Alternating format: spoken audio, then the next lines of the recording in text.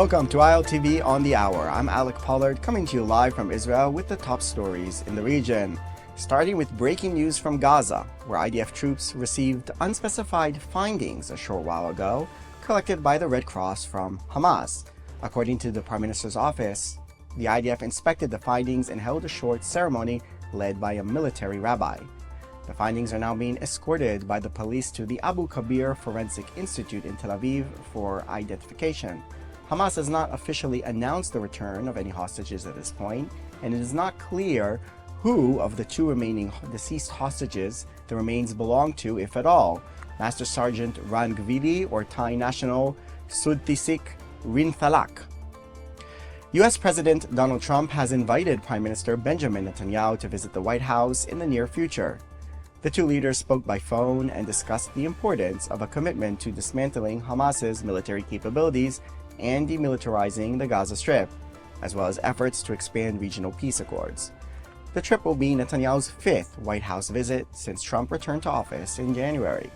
The call comes after Trump warned Israel not to destabilize Syria or its new leadership days after IDF soldiers clashed with gunmen in southern Syria. Trump posted to his Truth Social account, "It is very important that Israel maintain a strong and true dialogue with Syria and that nothing takes place that will interfere with Syria's evolution into a prosperous state."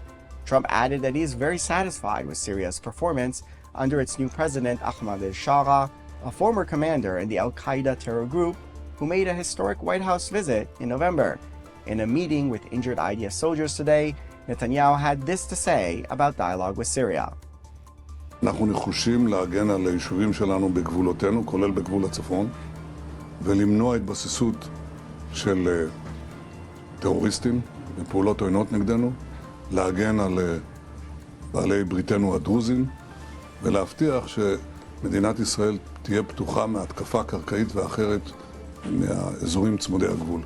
מה שאנחנו מצפים בסוריה לעשות זה כמובן להקים אזור חיץ מפורז מדמשק ועד אזור החיץ, וכמובן מבואות החרמון ושיח חרמון. ברוח טובה, בהבנה של העקרונות הללו, אפשר גם להגיע להסכם עם הסורים, אבל אנחנו נעמוד על עקרונותינו בכל מקרה. The IDF says it has eliminated a senior Palestinian Islamic Jihad commander in a targeted strike in Gaza against multiple terror targets and commanders across the Strip. Allah al-Din Abed el-Nasser Hassan Qudari, a Nukhba commander in the Islamic Jihad Gaza City Brigade, was killed in the operation, which the IDF says is a retaliation to Hamas's violations of the ceasefire in November. Qudari infiltrated kibbutz Nachal Oz during the October 7th massacre and continued to direct attacks on Israeli troops and civilians throughout the war. Nachal Oz was among the community's hardest hit, with dozens killed, wounded, and abducted. In further security news, two young Israelis were lightly wounded in a suspected stabbing attack near the Jewish community of Atarot, north of Jerusalem. The assailant was immediately neutralized. Another attack occurred earlier in the day when a Palestinian rammed a car at an IDF post at a junction near Hebron. A soldier was lightly wounded before the assailant was shot. Israel's new state-of-the-art weapon, the Iron Beam laser defense system, is about to go operational, and military officials say it will change everything about air defense. Starting December 30th, it will provide a high-speed, cutting-edge response to drones, rockets, missiles, and mortars.